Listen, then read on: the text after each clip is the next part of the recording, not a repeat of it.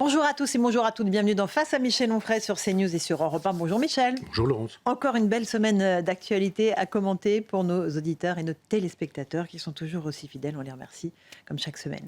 Il y a beaucoup d'agitation, Michel, et ça n'a pas échappé à notre public non plus à l'international. Un climat qui pèse sur les Français. Ils se disent inquiets des menaces qu'ils voient poindre de toutes parts.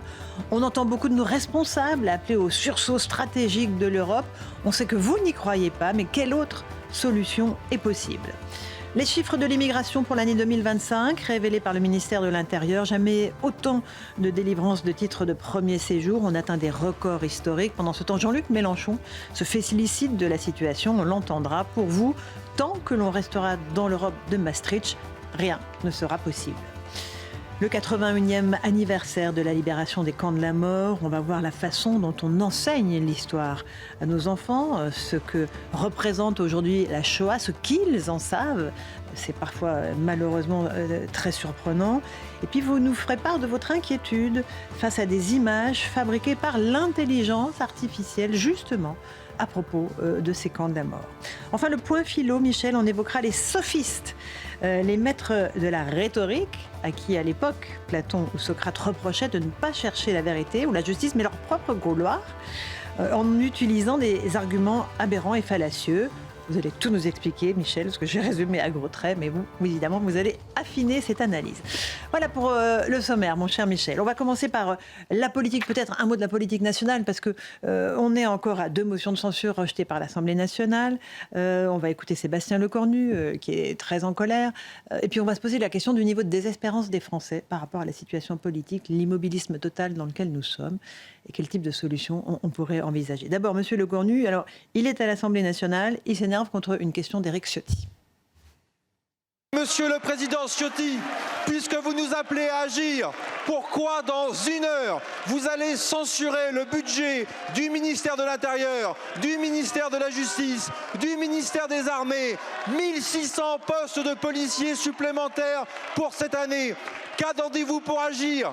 Plutôt que de bloquer, plutôt que d'entraver, Monsieur le Président Ciotti, ce double discours est insupportable, de vous voir faire le recel de cette émotion. Et lorsque nous prenons nos responsabilités pour donner des moyens aux policiers, aux gendarmes, j'ai porté l'uniforme de la gendarmerie, Monsieur le Président Ciotti. Donc au bout d'un moment, halte avec cette petite politique et enfin, vous, prenez vos responsabilités. Michel Onfray, qu'est-ce que vous pensez de toute cette séquence, pas seulement cet échange-là entre Monsieur Lecornu et Monsieur Ciotti? C'est l'hôpital qui se moque de la charité, parce que la petite politique, c'est lui. Je veux dire, Monsieur Lecornu, c'est pas seulement lui, mais c'est Emmanuel Macron, puisque la Ve République est ainsi faite que vous avez un roi, un monarque à la tête de la République. Un monarque élu. Un monarque élu et légitimé, c'est ce que j'allais dire, par le peuple. C'est-à-dire, vous n'êtes pas là parce que votre papa était roi, et que votre grand-père était roi, et que votre arrière-grand-père était roi, et que vous avez hérité de la tâche parce que la monarchie serait héréditaire. C'est le génie du général de Gaulle d'avoir fait savoir qu'on pouvait garder ce qu'il y avait de plus intéressant dans la monarchie, c'est-à-dire un homme qui décide, mais de plus intéressant dans la République aussi, c'est un homme qui décide parce que le peuple qui décide doit avoir un homme, parce que c'est son incarnation. Le peuple, il est où? Il est invisible, il est d'un seul coup, quelqu'un dit, moi, je le suis, mais je le suis par vous. Et là, Emmanuel Macron, à part, j'ai beaucoup dit, mais à part les élections présidentielles qui sont ainsi faites qu'on instrumentalise Marine Le Pen pour expliquer qu'au bout du compte, il va falloir choisir entre la Shoah et puis la République, évidemment, la plupart se laissent encore abuser par ça. Mais pour le reste, il fait quoi, Monsieur Lecornu, dont il nous dit qu'il est gaulliste? Il assure la place au chef de l'État qui, lui, n'a plus la légitimité populaire et qui dit « je veux rester pendant 18 mois, donc débrouillez-vous ». Alors oui, c'est de la petite politique politicienne. C'est « je vote pour ceci, mais je vote contre cela ». Lui, il vote qui ou quoi? S'il vote ça, moi, je vais voter contre. Oui, mais là, on risque de... Enfin, les Français ont bien compris. Vous savez, les Français ne sont pas débiles.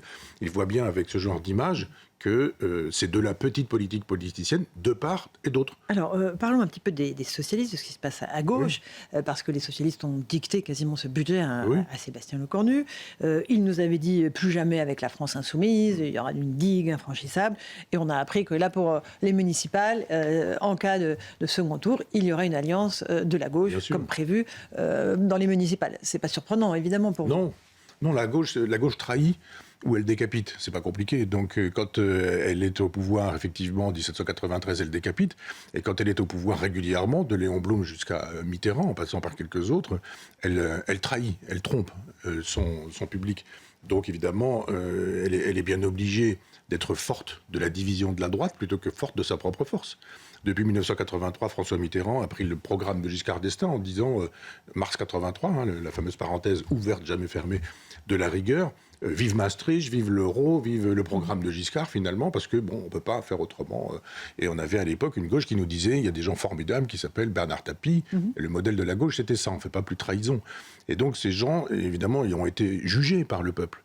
Il a fait monter François Mitterrand, le Front National, à l'époque, de Jean-Marie Le Pen, médiatiquement, en faisant intervenir d'ailleurs. De façon extrêmement cynique. Absolument, en disant invitez-le dans des grandes émissions comme les vôtres et qui donnent 1 heure à quelqu'un en disant voilà, vous allez pouvoir exposer qui vous êtes, ce que vous êtes et montrer également quel tribun vous êtes. Et d'un seul coup, il explose tout, Jean-Marie Le Pen.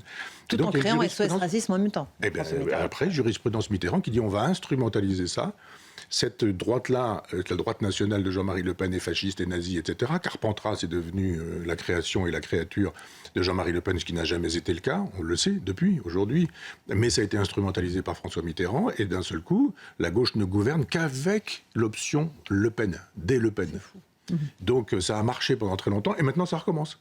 C'est-à-dire, on nous dit, ah non, la France insoumise, non, on ne va pas s'allier avec eux, disent les socialistes. Puis après, c'est, oui, mais enfin, si en face, il y a le Rassemblement national, c'est-à-dire le fascisme, on va quand même bien être obligé de le faire. Et c'est reparti pour un tour.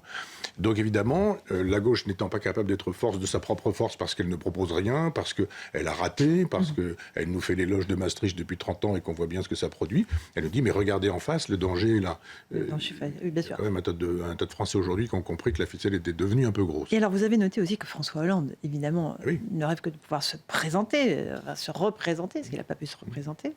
Vous dites qu'il pourrait être candidat et se poser un recours entre les deux extrêmes, c'est bien cela ? Jouer une forme d'union des républicains, entre guillemets ? C'est aussi comme ça que la politique se fait, c'est-à-dire d'abord dans la haine du Front National, du Rassemblement National, parce qu'ils n'ont plus que ça comme programme. Ils voient de l'extrême droite partout, ils voient du fascisme partout, ils voient du danger pour la République partout, ils voient, etc., etc. Moi, ça va, quand j'ai assez d'âge pour voir que quand Chirac parlait dans les années 70, il parle comme Bardella parle aujourd'hui. Donc, on est loin des chemises brunes, on est loin d'Adolf Hitler, on est loin des chambres à gaz et des camps de concentration. Et donc, il y a toujours la possibilité, après, quand vous faites de la petite politique politicienne, de ne pas, je le répète, de ne pas être fort de votre force, je parle de François Hollande pour le coup, mais fort de la faiblesse des autres. Et la force de François Hollande, c'est la faiblesse de ces gens qui veulent s'unir. Et vous avez des gens qui disent on va faire une primaire pour décider du candidat de la gauche dans laquelle il n'y aura pas Mélenchon, dans laquelle il n'y aura pas le Parti communiste et dans laquelle il n'y aura pas les écologistes, je crois, qui disent nous de toute façon on y va, etc. Donc Hollande il regarde tout ça et dit mais formidable, dans la mesure où la gauche est désunie, le ticket pour accéder au second tour est quand même beaucoup moins important. Et là, alors qu'à une époque il fallait autour de 20 points, vous pouvez imaginer à 12 points, 13 points. Y aller. Et les 12-13 points, vous les avez pas tant par vous-même que parce que vous aurez machin bidule un tel qui vont faire 2 points, 1 point, 4 points, et que vous faites le total. Jospin a été évincé comme ça, en laissant croire qu'il pouvait laisser aller Madame Taubira. On a dit de Monsieur Chevènement qu'il était coupable et responsable. Chevènement, c'était pas Jospin, c'était deux façons d'être à gauche. Une qui était la mienne, celle de Jospin, non, vraiment, je suis en train de tous les mélanger, de Chevènement. Et puis l'autre. Et puis on sait ce qui s'est passé. Le Pen présent au deuxième tour. Donc François Hollande, qui connaît très très bien la petite politique politicienne, les arrondissements, les arrangements, il connaît tout. Moi, je l'ai rencontré une fois, il m'avait parlé de ma région, presque mieux que moi, en m'expliquant, je cherchais une salle pour une université populaire, et il m'a expliqué ici, là, vous avez une salle de 400 places avec machin. J'étais sidéré qu'ils connaissent le territoire français, le maillage territorial comme ça. Et c'est un malin, c'est-à-dire avec son sourire matois, il sait très bien que plus ils se battent, et mieux c'est. On a eu François Ruffin qui a fait une exposition de sa candidature qui était pitoyable, c'était minable, avec les trous de sa chemise, son petit machin, etc. Enfin, et puis il a un texte appris par cœur, voilà pourquoi je suis candidat, qui a été dit 10 fois en 5 minutes, je ne sais quoi, et puis aucune crédibilité, je veux... Mais évidemment qu'on a envie que les femmes de ménage soient mieux payées, on a envie que les gens qui aient des bas salaires, ça suffit pas pour avoir un projet civilisationnel. Ce qu'on veut aujourd'hui, c'est un projet civilisationnel. La politique, c'est pas de permettre à Emmanuel Macron de durer pendant 18 mois, c'est de dire que voulez-vous faire désormais de la France ? Bien sûr. On est face à Michel Onfray sur CNews et sur Europe 1. Michel, il y a aussi un malaise du côté de la police qui est très notable. Aujourd'hui, les policiers ont demandé aux Français de les rejoindre dans la rue pour manifester, pour dire à quel point il est difficile pour eux d'accomplir leur tâche, qui est de nous protéger. Ils nous demandent de nous aider à les protéger, eux qui nous protègent. On va écouter le témoignage de Fabien Van Emmelrich, qui est le patron du syndicat de Police Alliance. Et puis on va voir si cette agrégation des colères peut aboutir sur autre chose. Le pays va très mal et c'est ce qu'on essaye de dire haut et fort par rapport à une situation que connaissent les policiers sur le terrain tous les jours. Donc on appelle la population à nous aider. Malheureusement, surtout dans une prise de conscience où il faut avoir une vision globale de la situation. Soit le gouvernement prend conscience de la situation, mais maintenant on commence à douter parce que vu le nombre d'années où il est là, il aurait peut-être pu le faire avant. Soit la population est avec sa police, d'après les sondages, c'est tout à fait ça, et elle est derrière sa police sur sa grande majorité. Et là, dans ces cas-là, à elle de le montrer qu'il faut soutenir la police pour qu'elle soit considérée, respectée. Et si on est considéré et respecté demain, ça sera une France plus sécurisée, tout simplement. Voilà pour ce discours d'un policier. Vous pensez, Michel, qu'il peut y avoir une union entre les colères des policiers, les colères plus sourdes des gendarmes, parce qu'ils ne peuvent pas parler, et des policiers et des agriculteurs, pardon. Oui, je le pense. Moi, quand j'ai créé le Front Populaire, dans mon esprit, qui était un jeu de mots qui renvoyait également au Front Populaire, dont peu de gens savent que les acquis du Front Populaire n'ont pas été obtenus par Léon Blum, mais par les grèves qui ont été faites par les ouvriers eux-mêmes. Donc c'est une forme d'action politique positive, syndicale. Et je pense aujourd'hui qu'il nous faut effectivement un front vraiment populaire. Et ce front vraiment populaire, il pourrait être fait par des gens qui aiment la France. C'est pas compliqué. Vous avez aujourd'hui des gens qui nous disent la France n'existe pas, la France n'a pas de langue, la France n'a pas de culture, la France est génocidaire. J'inclus Macron, j'inclus le chef de l'État là-dedans. Et qui nous disent il faut en finir avec la France. Jean-Luc Mélenchon disant le grand remplacement a réussi, vous avez perdu, c'est formidable, la France est morte. Je déteste la Normandie qui m'accueille, dit Mélenchon quand il arrive. Il y a trop de blancs alcooliques, ils sont tous alcooliques. Il fait froid. Je suis un homme du Maghreb. Bon, d'accord. Un maghrébin européen. Oui, c'est ça. Donc il y a une vraie ligne de partage. Alors il y a la droite, la gauche, il y a les souverainistes et ceux qui ne le sont pas. Et je dirais aujourd'hui, le vrai Front Populaire, il devrait se faire avec ceux qui aiment la France et ceux qui ne l'aiment pas. Et après, on peut avoir des dentistes, on peut avoir des notaires, on peut avoir... Moi, j'ai des problèmes de dents, des problèmes de notaires, des problèmes de... etc. Et je connais, la plupart du temps, ils sont mes amis, mais quand les dentistes me racontent leur quotidien, quand les notaires me racontent le quotidien, quand les paysans me racontent leur quotidien, y compris les pharmaciens qui racontent leur quotidien, mais c'est devenu invivable. La taxation, toujours de l'argent, les jeunes, les enfants de mes amis qui ont une trentaine d'années qui disent « mais on s'en va ». On quitte la France. Les gens qui sont propriétaires aujourd'hui, qui commencent à vendre en disant « mais nous, on ne veut pas que nos biens soient squattés ». On est taxé à chaque fois sur ça, puis après on est taxé sur les taxes, puis etc. On n'a plus envie d'être en France, on n'a plus, etc., etc.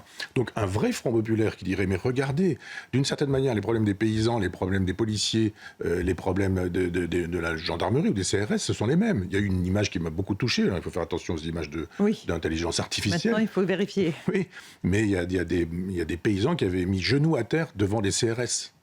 Moi, j'ai pleuré quand j'ai vu cette image. C'est-à-dire, il y a un paysan qui parlait avec un mégaphone, et puis les CRS qui étaient là, et les autres disaient « nous, on vous respecte, vous êtes là pour l'ordre républicain, nous aussi, vous aimez votre pays, nous aussi, nous, etc. etc. » Et on va mettre un genou à terre. Important chez un paysan de mettre un genou à terre. En chantant la Marseillaise. En chantant la Marseillaise. Ouais. Parce que pour eux, mettre un genou à terre, ça veut dire vraiment quelque chose. Ce sont des gens debout, ils meurent debout, les paysans. Et donc, je me suis dit, quel bel exemple de Front Populaire, de vraiment... un vrai front, il est vraiment populaire et il se fait au nom de la France. Après, de temps en temps, je vois des influenceurs qui sont d'origine maghrébine, qui sont d'origine africaine et qui parlent superbement de la France. Je me dis, mais ces gens-là sont des gamins formidables. Ils ont 30 ans, ils disent, mec, tu fous là, t'as un quart partir en Algérie, la France, elle t'a donné ceci, elle t'a donné cela. Je me dis, avec leur langage, avec leur façon d'être, leur façon de faire, etc., je me dis, allez hop, Front Populaire encore. C'est-à-dire ces gens qui sont capables de dire mon critère, ce ne sera pas votre couleur de peau, ce ne sera pas votre religion, ce ne sera pas votre âge, ce ne sera pas votre profession. Aimez-vous, oui ou non, la France? C'est gaulien, c'est tout bêtement gaulien. C'est pas très étonnant de votre part, mon cher Michel. Un mot de la situation internationale qui inquiète aussi beaucoup les Français. Guerre en Ukraine, menace d'annexion du Groenland, bouleversement complet des alliances, avec une question, est-ce que nous pouvons nous défendre seuls au niveau européen? On va juste écouter le patron de l'OTAN, l'Alliance transatlantique, qui Mark Rutte, qui lui pense qu'on ne peut rien faire sans l'OTAN, évidemment. Si quelqu'un pense encore ici que l'Union européenne ou l'Europe dans son ensemble peut se défendre sans les États-Unis, continuez à rêver. Vous ne pouvez pas, nous ne pouvons pas, nous avons besoin les uns des autres. Qu'est-ce que vous pensez de ça, Michel Onfray ? Qui donne raison aux opposants de Maastricht, enfin aux opposants à Maastricht, qui ont dit qu'il y a une trentaine d'années, on ne pouvait pas rêver une défense européenne, parce que tant que cette défense européenne n'était pas faite, il fallait une défense nationale. Mais le mot national est une insulte. Et c'était tout de suite national égale fasciste, égale nazi, égale etc., etc. Et on l'a bien vu avec le général de Villiers qui dit à un moment donné, de manière très, très secrète et discrète, les propos ont été bizarrement repris dans la presse, mais ça n'a pas été, c'est pas le genre du général de Villiers, mais ça n'a pas été devant un micro en disant je dénonce le président de la République qui, etc., etc. Propos privés qui ont été tenus et devenus publics, etc. Nous n'avons pas d'armée européenne. Nous n'en avons pas. En 30 ans, les européistes ne l'ont pas faite. Et on a même très exactement le contraire. On a une armée allemande en Allemagne, on a une armée portugaise au Portugal ou je ne sais quoi, et on a une armée danoise au Danemark qui a pas grand-chose. Et donc elle n'a pas été réalisée. C'était presque une armée allemande qui se serait dite européenne quand Emmanuel Macron a dit on a les codes du nucléaire, si vous voulez on vous les donne, Madame Merkel. Je me suis dit jusqu'où ira-t-on, c'est-à-dire dans le fait de brader, on a bradé notre énergie. Vous voulez partager à un moment effectivement la souveraineté. Mais non, c'est-à-dire que n'importe qui nucléaire peut devenir notre ennemi, surtout nos amis. Ça marche dans le privé. Vous voyez tous ces gens qui se sont aimés, adorés, mariés, etc., qui se sont divorcés, qui se sont insultés, qui se sont arrachés les yeux. Eh bien, ça devrait renseigner. Ça se passe exactement de la même manière entre les pays, entre les nations, entre les peuples qu'entre les individus. Et là, on n'a pas fait d'armée européenne. Donc, on n'a d'une part pas fait d'armée européenne, d'autre part défait les armées nationales. Donc, ce monsieur a raison. On ne peut pas aujourd'hui se défendre tout seul si on se fait agresser. Maintenant, il faut aussi sur Trump voir comment fonctionne son cerveau.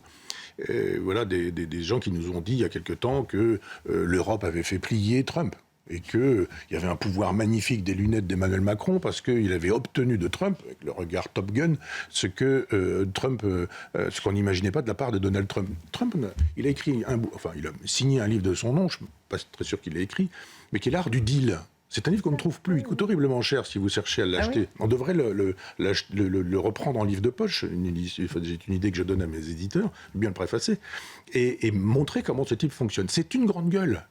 Donc il ne faut pas le juger sur ce qu'il dit, mais sur ce qu'il fait. Et ce qu'il fait n'est pas ce qu'il dit. Donc moi je regarde le réel, je doute des images, je doute des propos, c'est mon boulot de philosophe. C'est votre boulot. Et après, je regarde ce qui finalement se passe. Il y a armada, pas armada, attaque, pas attaque. Il y a armada, oui, mais bon, après, effectivement. Voilà, je voudrais juste vous faire écouter. Alors, vous avez évoqué le président français Top Gun. Il a reçu cette semaine le Premier ministre groenlandais et la Première ministre danoise. Alors, on parle toujours de ce qui pourrait se passer là-bas. Et là aussi, il a appelé au réveil stratégique de l'Europe. Écoutez-le juste, ça dure peu de temps, Michel, et je vous passe la parole. Face à la posture russe dans le Grand Nord, à la présence économique de la Chine, aux conséquences stratégiques de ce rapprochement, nous partageons la nécessité de renforcer notre posture de défense dans l'Arctique. Plusieurs États européens, dont la France, ont commencé à le faire dans le cadre des exercices conjoints dits Arctic Endurance, à la demande du Danemark. Et nous soutenons aussi un engagement accru de l'OTAN dans l'Arctique, à travers la création d'une activité de vigilance renforcée. Et nous sommes prêts à nous y joindre. Alors, qu'est-ce que vous en pensez ? On peut être la force moteur de l'Europe dans ce réveil stratégique ? Je solliciterai un ophtalmo déjà, un opticien, parce qu'il doit avoir un grave problème pour n'apparaître plus qu'avec ça. Moi, j'ai eu des problèmes de... Les médecins disent qu'il faut 15 jours pour un problème ophtalmique de ce genre. Ouais. Après, voilà, chacun est libre de porter ou non des lunettes, mais il y a un problème, médical. Ouais, pas seulement médical. C'est un peu beaucoup. C'est juste un peu beaucoup. Okay. On a eu M. Retailleau qui a eu un problème de cet ordre-là. Okay. On a eu Philippe de Villiers qui a eu un problème de cet ordre-là. Et on les a vus quelques temps, pendant très peu de temps. Et puis mais là, d'un seul coup, c'est devenu une signature. Sur le fond. Parenthèse ferme. Non, c'est le fond aussi, ça. Parce que chez ce monsieur, la forme, ça n'est plus que ça, le fond. Il n'y a pas de fond, il n'y a plus que de la forme. Donc sur le fond, eh bien, nous ne fabriquons pas d'opposition constituée avec des armées sonnantes et trébuchantes dans les 18 mois qui viennent. Il faut des années, mais des décennies. Des décennies pour construire une indépendance stratégique. Ensuite, il faut une décision C'est-à-dire, pour le coup, c'est pas... Alors, tu votes pour moi, non, je vote pas pour toi. Ah, toi, tu as voté pour ça, je voterai pas pour toi. Il faut un vote de l'Assemblée nationale et puis du Sénat. Il faut que le Congrès vote et appuie massivement pour que nous puissions disposer d'argent qui nous permettront de demander à des gens de travailler à des projets qui ceci, qui cela, etc. Nous avons parlé d'une espèce d'arme absolument étonnante là, qui aurait permis à Donald Trump de se saisir de Maduro. Il y a quand même eu presque une centaine de morts quand même. Hein. Ça, c'est avec des bonnes vieilles balles à l'ancienne. Et on a vu quelques spécialistes militaires qui disent oui, on ne sait pas, c'est quoi, peut-être des bombes ceci, des bombes cela, etc. Où en sommes-nous, dans la technologie des armes de demain? Où en sommes-nous de la cyber-guerre? Parce que c'est essentiel. Si vous avez la possibilité, comme les États-Unis, de dire nous brouillons le ciel iranien, et à ce moment-là, plus rien ne se passe dans le ciel iranien, nous pouvons rentrer avec nos propres avions, etc. En sommes-nous capables, nous? Je ne crois pas. Je ne crois pas, puisqu'on est dans une logique antimilitariste depuis Maastricht. On n'aime pas les militaires, on déteste les militaires. On a le discours de gauche du « la police tue ». On a le discours du « si on a un militaire, il doit avoir 2 neurones et guère plus ». Il y a des gens à l'état-major qui sont des gens de haute qualité, de haute tenue intellectuelle, des gens qui sont brillantissimes et qui pensent la question de la guerre et qui ne sont pas des bavards. Et ceux qu'on voit sur les plateaux de télévision, ce ne sont pas ceux qu'il faut écouter. Et il faut écouter le silence de ceux qui ne parlent pas et qui, dans la grande muette, font vraiment avancer le dossier. Mais je ne crois pas que, n'ayant pas l'argent, n'ayant pas les missions, les ordres de mission, et n'ayant pas l'intelligence, nous n'avons plus l'intelligence. L'intelligence, elle s'en va. Quand vous avez des enfants de 30 ans à qui on dit, voilà le salaire qu'on vous propose, les moyens dont vous disposez, vous êtes gentils, mais... Moi, ça ne m'intéresse pas beaucoup de vivre comme ça. Et vous avez des gens qui disent, nous, ça nous intéresse. Et là, vous allez bosser aux États-Unis ou autre. Regardez, quand il y a des prix Nobel français, ils travaillent tous à l'étranger. C'est vrai. Quand vous avez cette femme, hélas, j'oublie son nom, mais enfin, qui a inventé les ciseaux qui permettent de tailler les rubans d'ADN, etc., elle travaille pas en France. Donc, ce sont des effets de lunettes, si je puis me permettre l'expression, parce qu'il a 18 mois, et qu'en 18 mois, il ne va pas inventer des armes, il ne va pas inventer des moyens de mener la cyberguerre, il ne va pas inventer la création de drones, et en même temps que nous sommes dans une maladie totale, il n'y a plus rien, une déshérence totale. Ce que nous avons, nous le donnons aux Ukrainiens. Formidable. Allez, petite pause, Michel. On est en face à Michel Onfray sur CNews et Europe 1. On va se retrouver, on va parler de l'immigration. Les chiffres dévoilés aujourd'hui cette semaine par le ministère de l'Intérieur étaient très intéressants. L'abandon des régions aussi, parce que vous vous insurgez contre le fait qu'on laisse vraiment les régions de plus en plus enclavées et de moins en moins bien desservies, notamment par l'aérien. Et puis du triste anniversaire de la libération des camps de la mort. À tout de suite. On se retrouve pour la seconde partie de Face à Michel Onfray sur CNews et sur Europe 1. Michel, l'immigration, les chiffres du ministère de l'Intérieur révélés cette semaine confirment que jamais le niveau de l'immigration n'a été aussi haut en France. 380 230 titres de premier séjour délivrés, c'est une hausse de 11%. Il y a une hausse aussi des demandes de visa étudiants, évidemment ceux à titre humanitaire. Mais il y a une baisse des titres de séjour pour raisons économiques. Voilà, c'est les gens qui veulent venir travailler. Et la baisse des régularisations que Bruno Retailleau estime qui est due à son action. On va écouter juste Nicolas Pouvremonti, directeur de l'Observatoire de l'immigration et de la démographie. Et je vous passe la parole sur ce sujet. La France est aujourd'hui structurellement plus attractive que ses voisins. Et donc effectivement, dans une zone de libre circulation, les décisions de chacun emportent des conséquences pour le voisin. Quand l'Espagne régularise, en vérité, les étrangers qui seront régularisés auront un titre pour aller n'importe où dans l'espace Schengen, et notamment en France. Et à l'inverse, quand d'autres pays européens plus nombreux font le choix de se fermer à certains types d'immigration, le nombre de demandes d'asile dans l'Union européenne a baissé de 20% l'an dernier. Et la France peut aussi servir de pays de rebond. C'est-à-dire que les flux qui ne se dirigent plus vers l'Allemagne ou vers la Scandinavie se dirigent vers la France. Voilà pour le constat, pour les chiffres. Michel, tant qu'on restera dans l'Europe de Maastricht, rien ne sera possible, c'est ça ? On ne peut pas, voilà. C'est-à-dire que tous les hommes politiques, hommes et femmes politiques, mais qui nous disent « yaka, il faudrait, on devrait, on va faire, etc. », mentent s'ils ne nous disent pas qu'il faut en finir avec l'Europe. C'est l'Europe qui fait la loi sur ce sujet-là. Et l'Europe est immigrationniste. Et c'est une Europe du patronat qui, comme par hasard, patronat et Mélenchon compris, associés, je veux dire, défendent cette immigration massive. Alors les uns, parce qu'ils pensent que ça leur permet de payer moins cher les ouvriers et les entrepreneurs, thèse de la CGT, thèse du Parti communiste dans les années 70, à l'époque où CGT et Parti communiste n'étaient pas dans l'idéologie, mais dans la défense du peuple, du petit peuple, du prolétariat et des ouvriers. Et aujourd'hui, on voit bien qu'ils sont immigrationnistes en nous disant non, mais c'est très bien. bien parce que ça permet de payer moins cher les travailleurs, mais en même temps, ça nous permet d'avoir un électorat. Mélenchon ne pense qu'à ça. Il a l'impression qu'un migrant, c'est un musulman, c'est un électeur de la France insoumise, parce qu'il essentialise. Non, il n'y a pas un migrant avec un M majuscule, une espèce d'idée platonicienne. Il y a des gens qui viennent animés de bonnes intentions et qui veulent devenir français, et puis des gens qui viennent en disant ça m'intéresse parce qu'il y a des subventions, parce qu'il y a de l'argent, parce qu'il y a une aide au logement, parce qu'il y a une aide à l'existence, il y a une aide à la santé, et puis je suis un pays attractif, c'est ce que dit monsieur tout à l'heure. Pourquoi c'est un pays attractif ?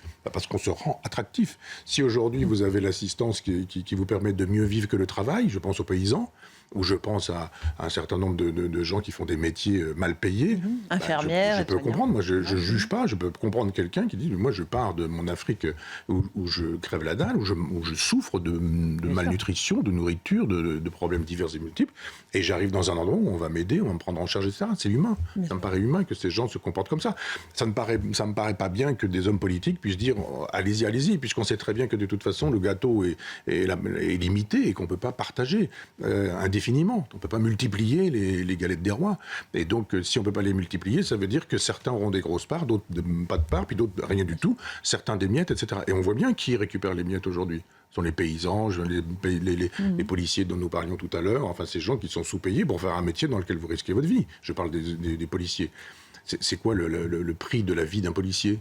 Ces gens se réveillent le matin et peuvent très bien le soir soit être en prison parce que lors d'une algarade ils auront tiré, soit se faire taper dessus, se faire insulter ou je ne sais quoi, soit se faire tuer parce qu'ils se seront fait rafaler ou je ne sais quoi, et on leur dit vous allez avoir des salaires de misère. Évidemment, on comprend que ça puisse bouger dans les troupes. Écoutons juste un petit extrait de Jean-Luc Mélenchon, parce qu'il s'est amusé avec beaucoup de cynisme à utiliser la notion de grand remplacement, et évidemment à propos de l'immigration. Écoutez-le. J'ai été accusé par M. Guénaud de vouloir supprimer et la langue française et le peuple français. Ma situation s'est depuis aggravée, comme vous le savez, puisque j'ai osé faire remarquer que le grand remplacement s'opérait à chaque génération, et que c'était bien dommage qu'il ne veuille pas mourir, mais tout le monde y est condamné. La probabilité que la génération suivante soit très créole et très mélangée est tellement grande qu'on peut dire qu'ils ont perdu la partie. Et je le redis à tous ceux qui vivent dans l'angoisse du grand remplacement, vous avez perdu. Qu'est-ce que vous en pensez, Michel Onfray ? Que les vieux mâles blancs se portent bien quand même, parce qu'il n'est pas grand remplacé, lui, encore. Et que tous ces gens qui ont 50 ans, qui sont blancs, etc., et qui sont virés assez régulièrement, lui, il est là.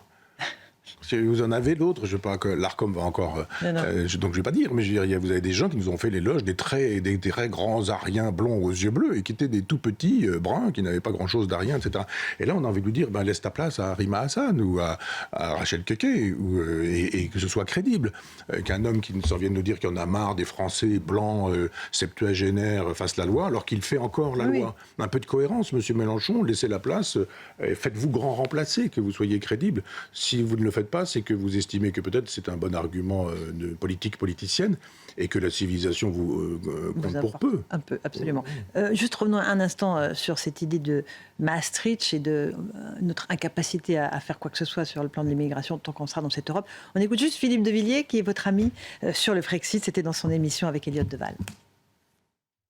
Le retour de la frontière, le retour de la nation, le retour du politique, le retour de la puissance. Ces 4 tours expliquent ce qui va se passer dans les mois qui viennent, dans les années qui viennent. L'Union européenne est morte. Elle est comme le canard dans la cour de ferme qui continue à courir, mais il n'a plus de tête. Le Frexit est devant nous. Il est inéluctable. Alors, le Frexit, c'est-à-dire que la France quitte l'Union européenne. C'est envisageable pour vous ? Ah oui, absolument. Mais absolument. C'est simplement... il y a toute une intelligentsia et toute une classe de journalistes qui, depuis des années, et merci à CNews de rendre possible, audible, ce discours qui n'est pas tenable. Mais sinon, c'était impossible. Souvenez-vous, la Grande-Bretagne, avec le Brexit, elle allait disparaître. Ça ne disparaît pas du tout. Elle a tous les avantages. Alors après, quand vous gardez la manœuvre, le souverainisme, c'est ça. Vous dites, le bateau n'est pas conduit par moi, je veux, moi, conduire mon bateau. Après, vous pouvez continuer à le conduire dans la même direction que précédemment. C'est ce que fait l'Angleterre. Donc là où ça ne va pas avec l'Angleterre, c'est parce qu'elle continue à être maastrichtienne en ayant quitté Maastricht. Bon, ça. Mais On est d'accord, Philippe et moi, depuis les années 90, parce que c'est aussi ça le Front populaire. C'est-à-dire de faire un Front populaire entre gens de droite et gens de gauche qui estiment qu'on doit pouvoir défendre ces thèses-là. Ce ne sont pas des thèses de droite ou de gauche, ce sont des thèses qu'on dira nationales. On défend la nation, on défend le peuple français, on défend les frontières, on défend la possibilité de mener une politique personnelle. C'est quoi une politique personnelle? Une politique qui permettra la souveraineté du peuple. La souveraineté du peuple n'existe plus. La souveraineté du peuple aujourd'hui, elle est jetée à la poubelle. Depuis 2008, le traité de Lisbonne, jusqu'à aujourd'hui, où Emmanuel Macron nous dit « Ah bah je dissous l'Assemblée nationale, vous votez, mais le résultat ne me plaît pas, les premiers j'en veux pas, les deuxièmes j'en veux pas, les troisièmes vont être les gagnants, et on met les troisièmes qui disent on va faire un peu de la politique des seconds, parce qu'on va essayer avec les seconds de les casser en deux, on va faire un peu de politique des socialistes, mais pas du tout la politique de la France insoumise, ils vont revenir vers nous. » Enfin, tout ce petit bricolage qui fait qu'on est loin du peuple. Moi, je ne regarde pas la bouche de qui dit je suis souverainiste. C'est pas un problème pour moi qu'il soit de droite ou de gauche. L'important, c'est de dire on revient aux fondamentaux de la démocratie, qui est le peuple décide et le chef d'État incarne. Il y a un parti qui portait cette dimension-là, qui était le Rassemblement national, mais plus aujourd'hui. Bon. Marine Le Pen ne veut plus sortir de l'euro, ne veut plus sortir de l'Europe, ne veut pas sortir de Schengen. Depuis longtemps. Ça vous interroge, ça, Michel? Oui, parce que je pense que, un peu comme Mitterrand a été l'espoir d'un certain nombre de personnes en 80, avant 80, et se disait, bon, changer la vie, quoi. La droite, c'est Giscard, les diamants, c'est la bourgeoisie insolente, suffisante et prétentieuse, c'est Louis XVIII, c'est le retour du monarque, etc., etc. Enfin, avec Mitterrand, on passe des ténèbres à la lumière, souvenez-vous, Jacques Lang, etc. Et mars 83, paf, d'un seul coup, Mitterrand dit bon, ça marche pas vraiment comme ça. Il le dit pas aussi clairement que ça, mais le giscardisme, c'est pas si mal que ça, etc. Qu'est-ce qui se passe? D'un seul coup, le Front National monte parce qu'on se dit il nous a trahis, il nous a trompés. Hop, l'espoir est là. Et le Front National n'est jamais arrivé au pouvoir. Donc on peut aujourd'hui ressortir des images de Jean-Marie Le Pen, c'est bien, il est en train de dire des choses, on dit regardez, il le disait à telle époque, etc. Oui, d'accord. Et quand il s'est trouvé dans des villes, le Rassemblement National, il a fait quoi d'extraordinaire, ou de fantastique ou de merveilleux? Voilà. Et le projet, ça va être quoi? Imaginons que Mme Le Pen ou M. Bardella arrivent au pouvoir. Il se passe quoi avec l'euro, avec l'Europe? Elle a déjà dit, il ne touche pas l'euro, on ne touche pas l'Europe, on ne touche pas Schengen, on ne touche pas Maastricht. Mais on est fort. On va faire plier le bras de l'Allemagne, on va faire plier on va tordre le bras de Mme Ursula von der Leyen. Trop petit, mon ami. Ça s'est passé comme ça avec Podemos, ça s'est passé comme ça avec Syriza, Podemos en Espagne, Syriza en Grèce, ça s'est passé avec Beppe Grillo en Italie, et même avec Giorgia Meloni, quoi qu'on dise. On dit, oh là là, elle a fait des choses formidables, etc. Elle a accepté pas mal de choses, elle a accepté notamment de ne pas toucher à l'Europe, en disant à l'Europe, bon allez, vous me donnez 2 ou 3 trucs, et faites du deal. En obtenant des contreparties, voilà. Oui, mais ça suffit pas, les contreparties. Les contreparties, c'est pas des gâteaux qu'on vous offre pour calmer votre faim. C'est de dire, je veux mener une politique nationale et je ne vais pas demander à Mme Meloni ce que nous devons faire pour le peuple français ou pour la nation ou pour la France. Donc je crains qu'arrivant au pouvoir, il y a encore une déception. Et là, pour le coup, le pire, ça certain. Bon. On est dans Face à Michel Onfray sur CNews et sur Europe 1. Michel, vous avez aussi été interpellé cette semaine par l'abandon par Ryanair Company, une compagnie irlandaise, de la destination de Clermont-Ferrand. Ça va être effectif dès le mois de mars. Malgré des taux de remplissage vraiment très très bons sur les lignes qui étaient exploitées, qui allaient vers Porto, Fès et Londres, vous dites que ça aggrave évidemment l'enclavement des territoires, tout ça à cause de la hausse des taxes sur l'aérien votée en 2024. Voilà, des taxes encore.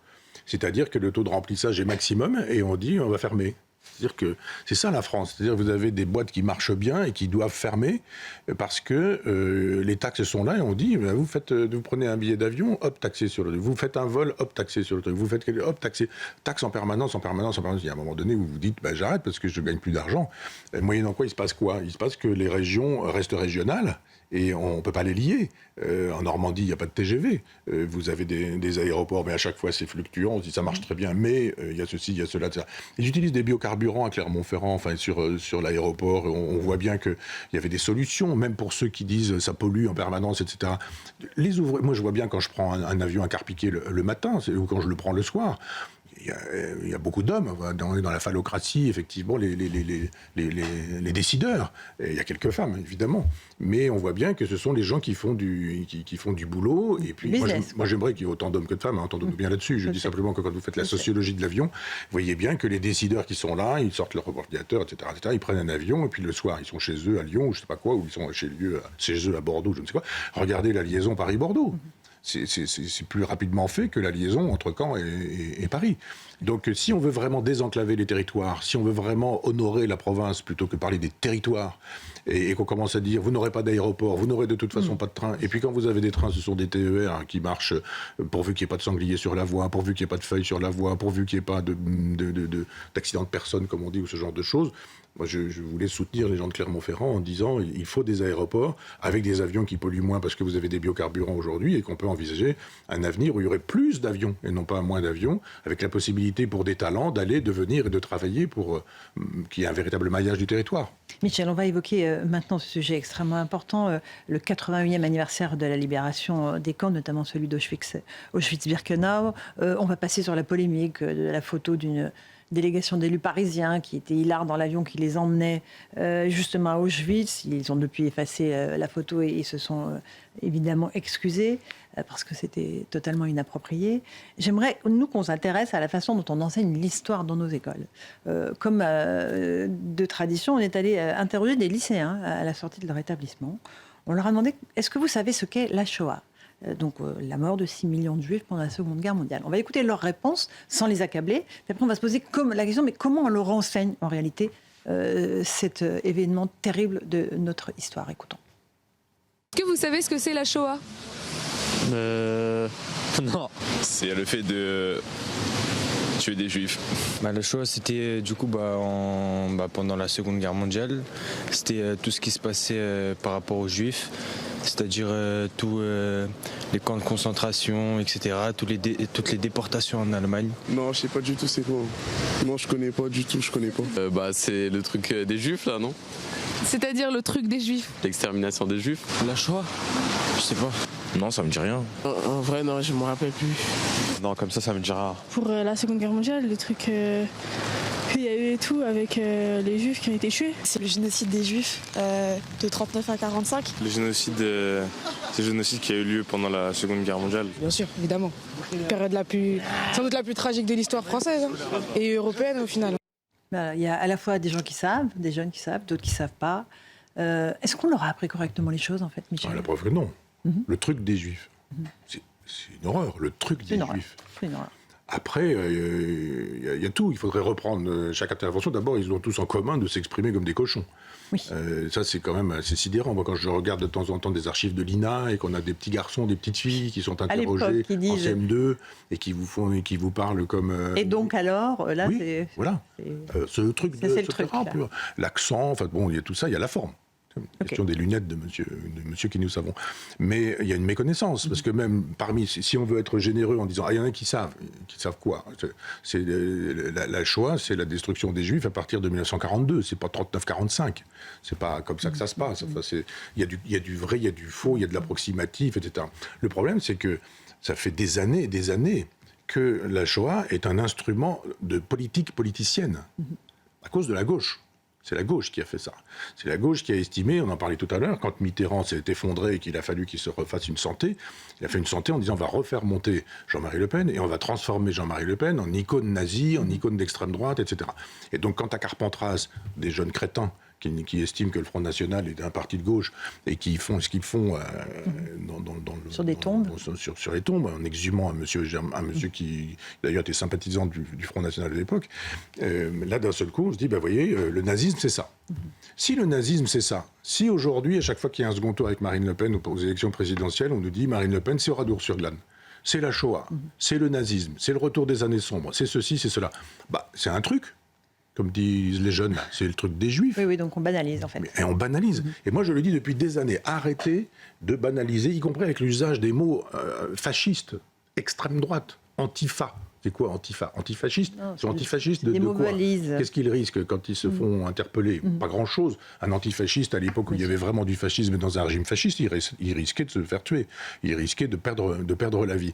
Donc il y a une espèce de surenchère sur les mots. L'histoire ne peut plus être faite. Voilà pourquoi quand vous dites on passera sur cette image de l'Hidalgo, etc. Non, justement, c'est la même chose.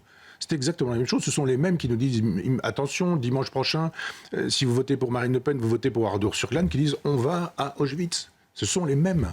Ce sont les mêmes. Et donc c'est un peu normal que vous ayez des jeunes qui disent oh, ce truc des Juifs là. Oui, et tout ça se tient. Ça veut dire qu'en plus de ça, comment les choses sont-elles enseignées à l'école? Avec la peur des professeurs. Vous n'avez pas le droit. Si vous avez des enseignants qui sont convoqués en disant il ne faut pas choquer une partie de la population, c'est-à-dire choquer une partie de la population en disant qu'Adolf Hitler a été à l'origine de la destruction de 6 millions de juifs. On n'ajoute pas que ça s'est fait avec le grand moufti de Jérusalem et que d'une certaine manière, ce qui se passe en Palestine aujourd'hui a à voir dans le découpage du monde avec l'engagement des Palestiniens à l'époque aux côtés du nazisme. On ne dit pas ça, on ne dit même pas ça. Mais si vous n'enseignez pas, vous avez ce genre de choses. Oui, le truc, moi je me souviens plus. Oui, bon, après on les interroge dans la rue au débeauté. On gardera l'idée que vous aviez de ces images de l'IA qui sont... Parce que là, on n'a plus le temps, parce qu'il nous faut qu'on fasse le point philo, sinon nos téléspectateurs, nos auditeurs vont nous en vouloir. Mais on y reviendra la semaine prochaine, parce que vraiment, le fait qu'on puisse trafiquer ces images, notamment des images historiques, va nous entraîner dans une ère de post-vérité qui est absolument vertigineuse. Oui, on parlera pour le coup à ce moment-là de Shoah et de Claude Lanzmann. Pourquoi Shoah est devenu Shoah? Ça s'appelait Holocauste avant, ça s'appelait génocide avant. Pourquoi lui choisit de ne pas montrer d'image en montrant des témoignages, etc. Mais bonne idée. Alors, on garde ça pour la semaine prochaine. Le point philo, les sophistes, Michel, la post-vérité, on en parlait. C'est ça. Pourquoi? Qu'est-ce qu'on peut lire des sophistes sans tomber dans les pommes et avoir mal à la tête? Non, vous savez, la philosophie ancienne, grecque et romaine, ne donne pas mal à la tête. Elle est vraiment lisible. C'est un truc tardif, c'est à partir des Allemands que ça devient problématique au 19e siècle avec l'idéalisme allemand, 18e, avec Kant, avec Hegel, etc.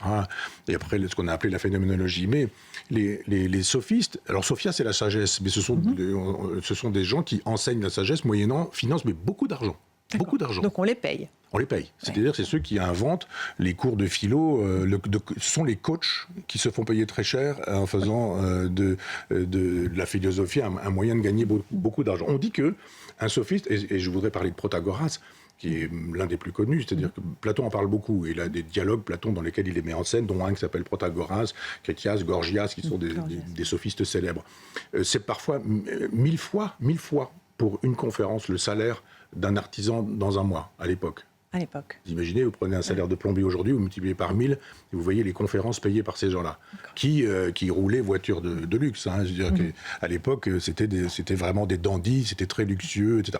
Leur mode de vie. Ils enseignaient l'art de la parole et pas de la vérité. C'est le communicant d'aujourd'hui. C'est un communicant. Ce sont des avocats qui vous disent aujourd'hui, ce type est indéfendable, il faut le défendre. Comment peut-on défendre l'indéfendable?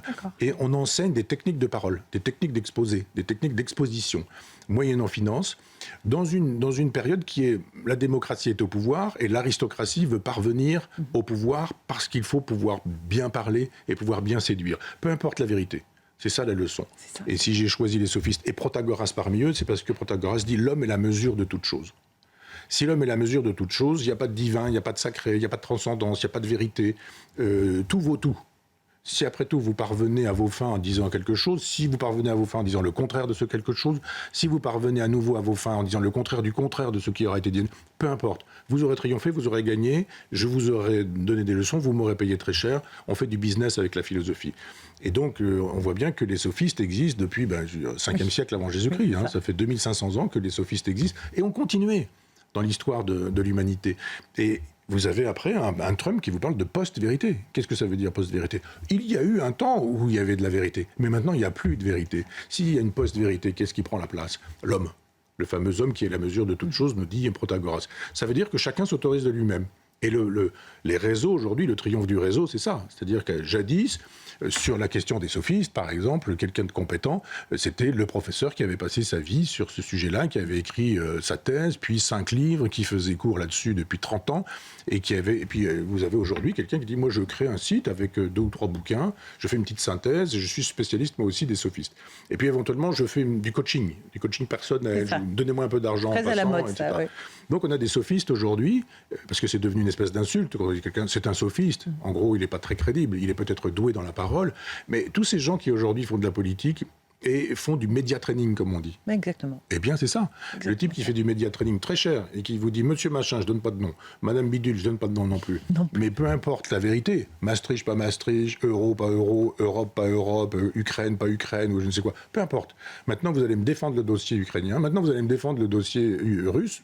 Peu importe que l'un ait raison, l'autre ait tort, peu importe que l'un envahisse l'autre et bombarde l'autre, c'est pas ça le sujet. Si dans un débat vous avez besoin de défendre l'Ukraine, voilà comment il faut vous y prendre. Donc la fin de la vérité, c'est l'avènement du cynisme. Bon, eh ben, écoutez, on va se Et nous plonger. y sommes. Et donc, vous me promettez que je peux lire ça tranquillement ce week-end, les sophistes. Oui, c'est facile à lire. La difficulté, c'est que ce sont des extraits, des fragments, les œuvres ont été détruites, il nous reste parfois une phrase, l'homme est la mesure de toute chose, il faut faire quelque chose de ça. Mais ce qui est très intéressant, ce que vous pouvez faire, c'est vous allonger dans votre canapé et vous dire, avec cette phrase, que puis-je moi-même qu'est-ce que penser, je peux en penser? et passer vous-même 1 heure avec vous-même sur ça. C'est-à-dire que tout n'est pas dit, mais vous avez matière à tout penser, à tout savoir. Eh bien, écoutez, mais on va faire méfiez-vous ça. des sophistes d'aujourd'hui. Oh, absolument, mais on préfère passer 1 heure en votre compagnie, de toute façon. Merci beaucoup, merci Michel beaucoup. Onfray. C'était votre émission et on se retrouve la semaine prochaine sur CNews et sur Europe 1.